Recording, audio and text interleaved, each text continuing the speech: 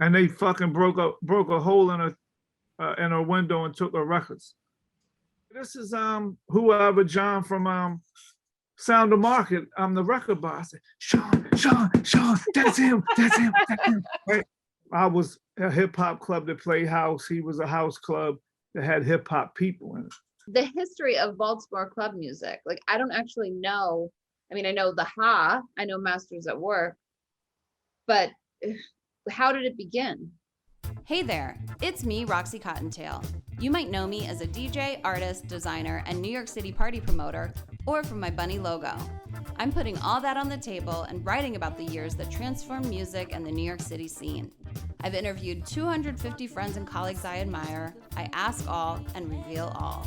Please join me in the tales to rediscover the 90s and the Y2K magical landscape of music, art, technology, and streetwear.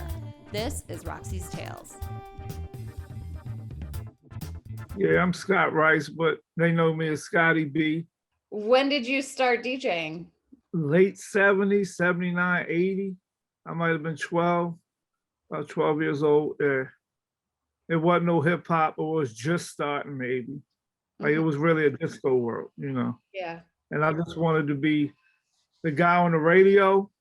I didn't necessarily want to be a radio guy, but like he presented music to people to enjoy.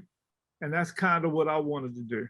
My guest this week on Roxy's Tales is one of the forefathers of Baltimore club music and Unruly Records founder, Club King Scottie B. A legendary DJ and pioneer of Baltimore club, Scottie's originality and passion paved the way for an entire new sound and expression of dance. Baltimore club music changed the history of dance music forever. The legend of Baltimore club is the legend, DJ Scottie B, and it's truly an honor to share this one. Without further ado, DJ Scottie B. And you're originally born and raised in Baltimore? Yeah. And you started DJing. When was your first club gig? My first club gig was 86, 87, maybe. I was 19. You know, before that it was house parties and rec parties and that school stuff. But yeah, I was 19. My cousin got me in. Hadn't seen him for a real long time. When I saw him, he said, Dion's opening a club. I said, let me get in, let me get in there. So he got me in there, but working the door or doing whatever, right? But I was too small to work the door. So they put me inside. I said, do the lights. And then one day somebody didn't show up for Giorgio, Tina Cherry, that song, he was performing that night and the DJ didn't come.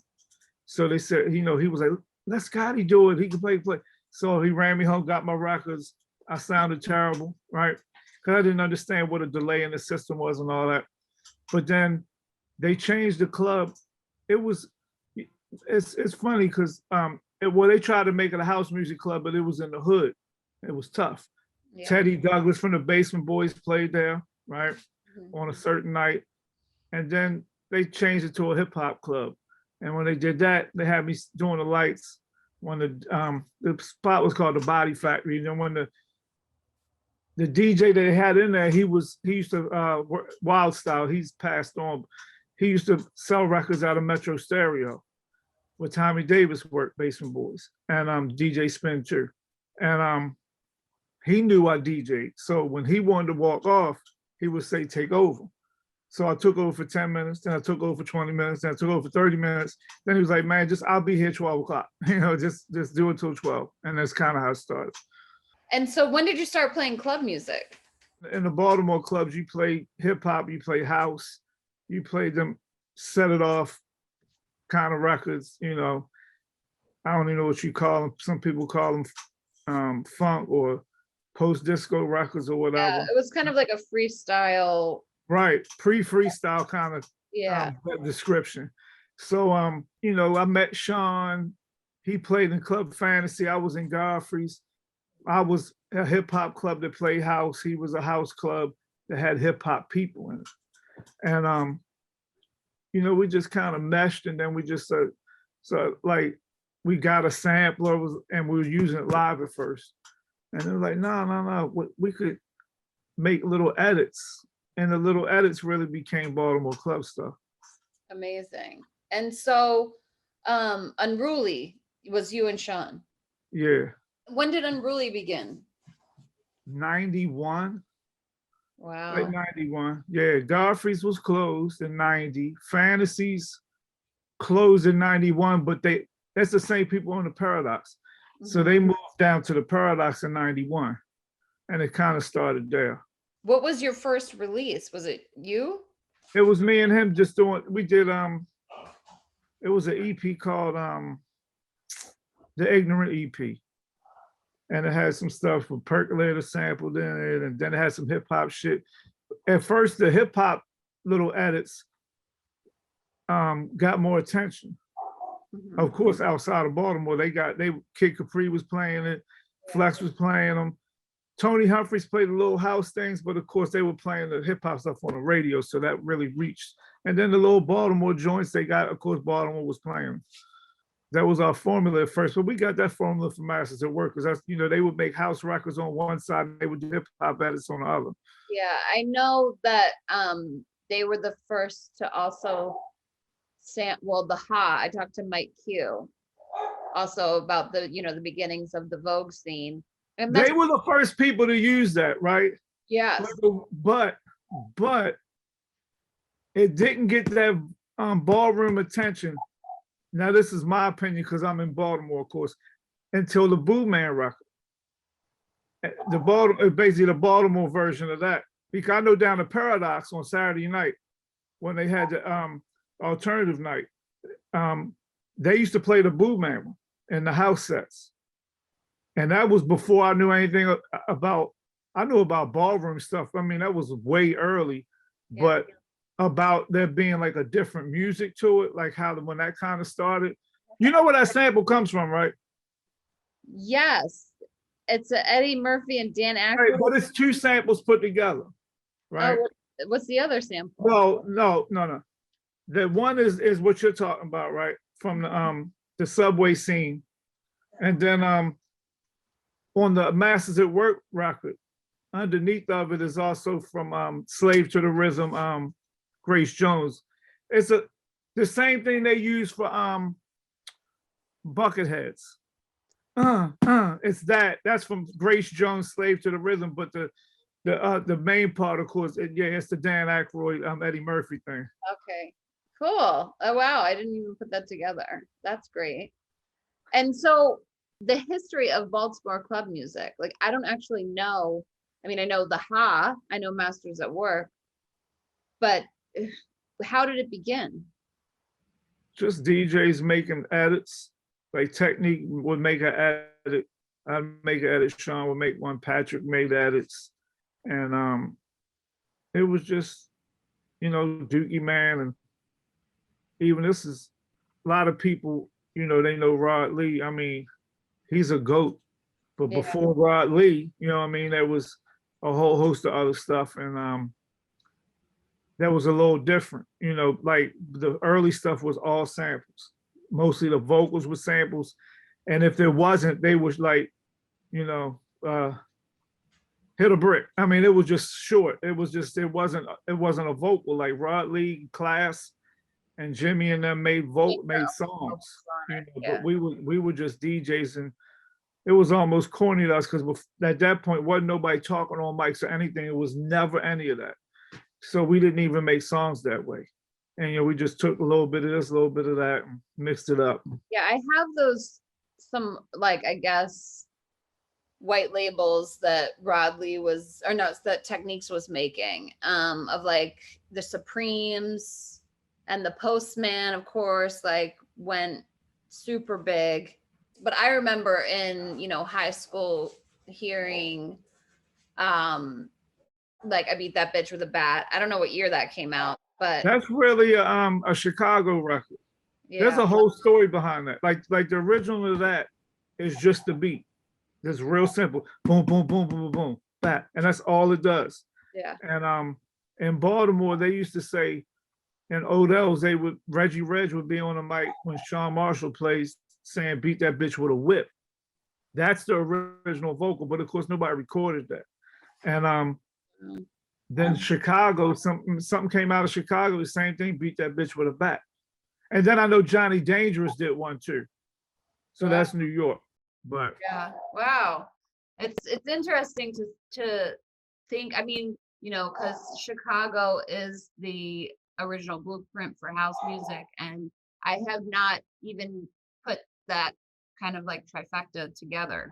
A lot of the stuff that was like kind of pre-Baltimore Club was stuff in Chicago that didn't hit good. It's fun, like it didn't hit good there, or it was kind of weird hip house that we played a little part of it that they didn't even mess with. And a lot of it was Mike Dunn, you know, Mike Dunn stuff. Mhm. We was all big Mike Dunn fans, and even like stuff on Strictly Rhythm Mhm. for the hip hop crowds. It was funny. All the stuff that we played were flops of Strictly Rhythm, but they were big records in Baltimore. Rhythm Warfare, and of course, Follow Me was a huge record everywhere. Yeah. But it was just funny. They was like, y'all ordering stuff we can't. It's hard for us to even get them because we don't make them no more. They were flops. I mean, it was just Wow. funny, but yeah, it was just weird. I don't know. We just had an eclectic taste. It was just weird. Yeah. I think you're a goat as well. I do okay. I Oh, still like the DJ. That's always been my main thing was DJing. Like say Griff or Boo Man or Technique or Rod or any of them. They're all great producers. And Class, of course, I'm not nowhere near on that level. No, and I tell them that. You know, I'm nowhere near on that level. But when it comes to DJing, I'm on a level. yeah. To me, you know what I mean? I think I'm pretty good. Do you know how we met? I know where we met. Tell me. At that party Gary threw that had K Swift playing at it. This is right. So that was K Swift's first show in New York. Yeah. Right. And they fucking broke a hole in a window and took her records. What? Yeah. I didn't know that. Mm-hmm. Mm-hmm. Seriously? Yeah. Who Yeah. did? I don't know. Damn. That's fucked up. Soon after that, here's K Swift, Mm-hmm. Mm-hmm. Miami. This Yeah. was that Winter Music Conference, like right after that. Is that the one you played at? Is that the Yeah. party you played with us? Okay. Yeah. Yeah, it is. I still got them turntables. What? Still got them. Yeah. They're my last ones. I mean, you know, real 1200s, they're my last one. I still got them. That's amazing. So when we met at K Swift's night, and then when I booked you like right after, because I think you did one of my other events in New York. I'm trying to find. We did but no, it wasn't. It was a little after. It was the Monday night thing. Yeah. The sway Yeah. joint. I know you did Sway. Here. It was Electric Punani Party. Okay. Yeah. This was right when I think Class had come out with his I'm the Shit, and then Kanye got on it. This was like right around that time. Mhm. Correct? Yep. You hit it. You hit it on Yeah. the nose. This was our DMV party with Dave And Nada. Diplo came at the end, right? Yeah, And they he stayed had- open an extra hour, right? Exactly. He had a show somewhere. I forget where. And I was like, just come do a set. And he came through and did the after party with us. But this was fun. This was really Mhm. fun. And there's Tamil, Dave Nada, Mhm. you, Diplo, and Darko. He was part of the BBC with Spank Rock. Right. Very cool. And so there's another one too. This was I remember that. Where was it at? I remember the club flyer. called Le Royale. It had like a upstairs. Rai performed. You Say What? K Swift King. This is What's the name came to that? MIA. Armand came to that. Armand Van Helden. Yeah. Yeah, Came to that. I had done a song with him around this time as I well. remember. Yeah. Crazy. And look, hosted by Gary Hunt. Here we go. And so how did you meet Gary? I might have met him at Crime Scene. Oh, a crime scene as well. Yeah. Okay. He said, "Ain't you Scottie B?" I said, "Yeah." And so he said, let's switch numbers and let's rap. You know, so cool. All right. And so we got to be really close. I mean, everybody on this flyer, I would say, is your co-collaborators. But who else besides, you know, Sean, King Tut, K Swift? Well, you know, the original Unruly thing is besides us is of course was Technique, Riff, Blue Man, Jimmy Jones, Cool Breeze, Big Red, Mark B from Harrisburg, Brian B from Harrisburg. Please don't let Charisma. Of course, everybody knows Charisma now. Class. And what we used to do, we used to, like, a lot of times on Sundays, they would be at my apartment, like just a powwow. And even people that wasn't on Unruly, like Patrick and Dookie Man and them, everybody would just come and they would bounce ideas off of each other. A lot of shit got made in there. And so do you know how the gospel of Baltimore Club like came to spread to Jersey and Philly? Yeah, well, a little bit. I mean, it's more than one thing, but I know Tamil is one of them. Yeah. And there was, if you ask Tamil, there's somebody else. Okay. that Yeah. he's like side by side with. It's somebody else. There was a couple kids, like Philly started playing it. And they were even bootlegging the records. So it was big there. It was already big there and we didn't know it. And we didn't know how to penetrate it really at first. Yeah. And nobody knew how to play the Baltimore stuff because it wasn't hip hop, but it felt like hip hop, but it wasn't house, but it felt like, so they were all scared to play it. Yeah. Now, I remember going into Beach Street with Tear the Club Up promos and like, well, if they don't fuck with this, then we're just never getting in here, right? And we gave it to the girl, I think her name was June. She was the DJ inside of Beach Street. Gave it to her, didn't hit nothing.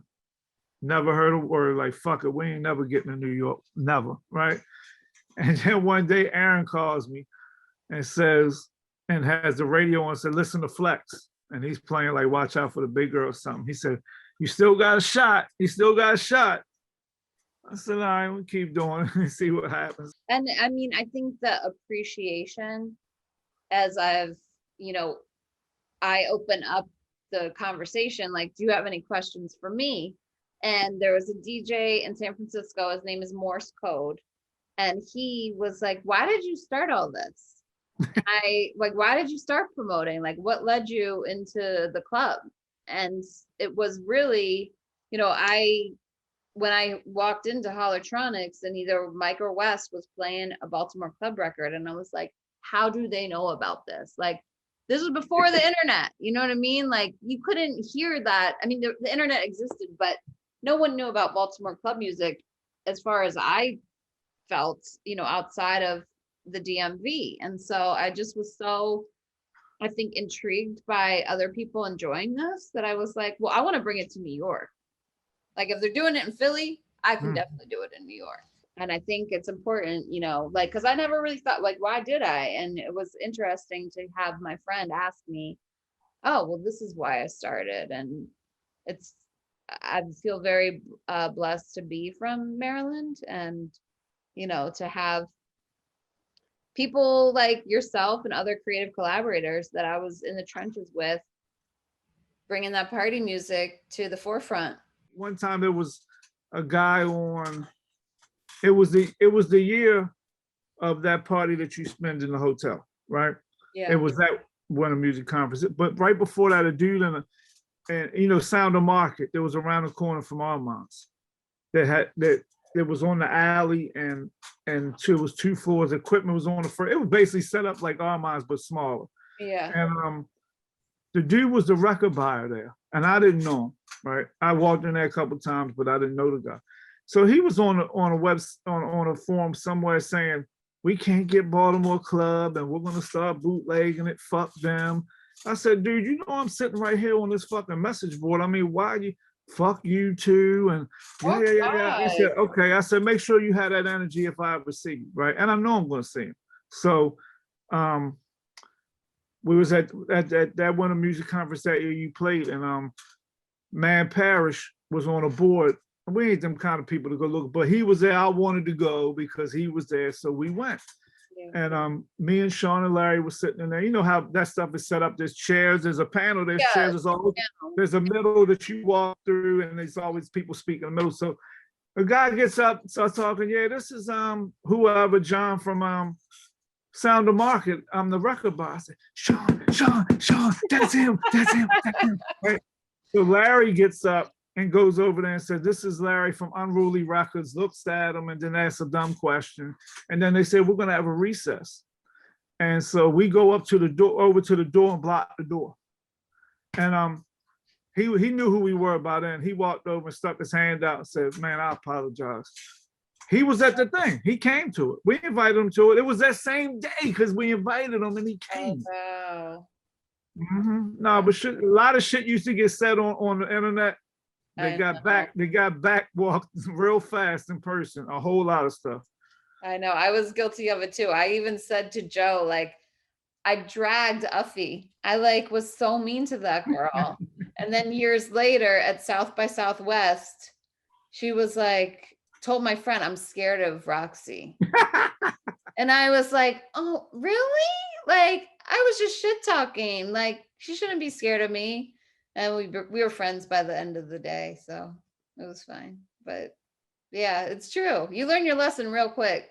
What were some like memories that you had of, you know, coming to New York and playing my parties, Gary's parties? What other parties did you play in New York? That party that you pulled up on at Rebel. Yeah. That was one of my favorite ones. And the first night Gary had Happy Endings, because I just was so excited about the response.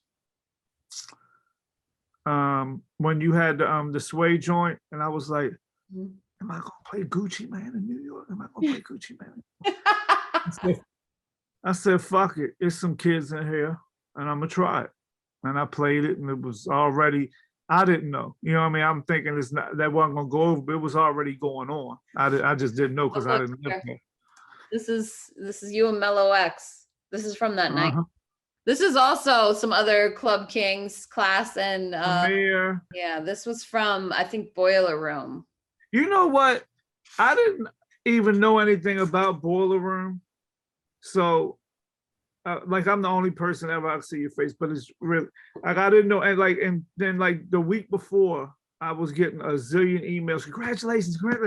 So I hit Sean. I said, "Sean, what the fuck is this Boiler Room shit? I mean, I thought it was just a party. I mean, what, is it like something serious?" He said, "Ain't I going?" I said, "Yeah." He said, "Well, then it's something serious." I didn't know. I had no idea. Yeah. I mean, this was, I think, I'm trying to remember what year this was. It was late. Yeah, it was late. It was definitely like probably like 20, I would say 14, maybe 15. Yeah, Because I remember when this happened and I was like, the fact that they were producing this then, and I was like, that's kind of incredible, you know? I mean, it is late, but like for them to have the, you know, kind of like insight and, you know, means to do it and get the right heads there. I was like, this is dope. There's a lot that people don't know. And, you know, my love for like what you and Rod and Technique started, Sean too. I mean, it's important, and it's such a, you know, it's like you could be like, I didn't even know this after talking to Dirty South Joe. Like he grew up all around the country, but he was in DC and he didn't even know what Baltimore club music was until he got to Philly. How all of that has impacted now is really what the story is, you know, like from going analog to digital. I mean, we watched that happen. We were involved in that happening, and that's just like the tip of the iceberg, really. Millions of people got exposed to shit that you did, you know what I mean? Whatever you played and stuff you promoted and whatever. Yeah, it had a lot of traction. You know, I think us being like early users on the internet and just what I was driven to do in New York and really bring different genres to the ears of the world, really. It's important, and it's a lot of unknown stories that go along with that. So it's exciting to share. Thanks for hopping by. That's it for this week. Don't forget to subscribe, like, share, comment, and stalk. Bounce, little kitty.